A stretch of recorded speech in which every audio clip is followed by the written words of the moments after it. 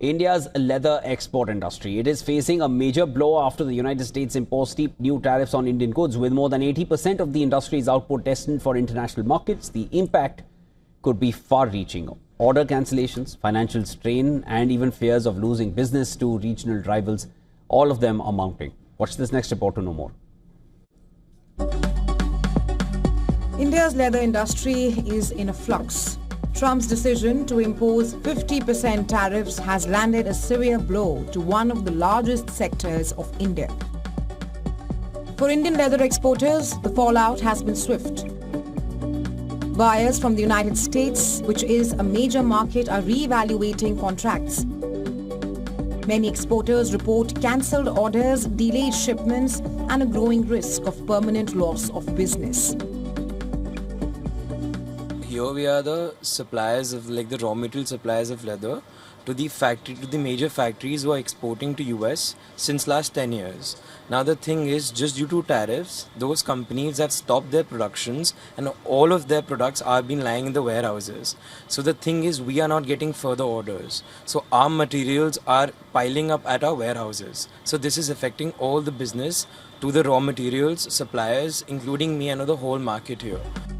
India's leather sector is heavily reliant on foreign markets, with exports accounting for more than 80% of production. This includes finished leather, footwear, bags and garments, sectors that now face major headwinds. The industry employs nearly 4.5 million people, many of them in small and medium enterprises that lack the financial buffer to absorb these shocks. With margins under pressure, the threat of layoffs and closures is growing. See, it depends upon the perishable and non-perishable products. Our product life capacity is around 1 year. But the thing is, we have to rotate our sales. We can't stop our rotation of sales. So this would adversely affect our sales and purchasing power. So our purchasing pocket would be decreasing day by day. So this would, as compared, if you wanna have a duration of time, I would say more than 4 months, 5 months, maximum 6 months, and after 6 months, it would adversely affect all the businesses here who are raw material suppliers.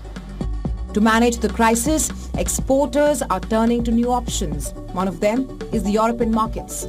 But the consumption of leather in the EU market is less than what is there in the US markets. European market consumption is far less than compared to the US market consumption. Like you said, it's 40 to 60%, where European market stands around 15 to 20%. So there is nothing comparison. Of course, US market consumption is more, and if the consumption is more, so the adverse effect would be more.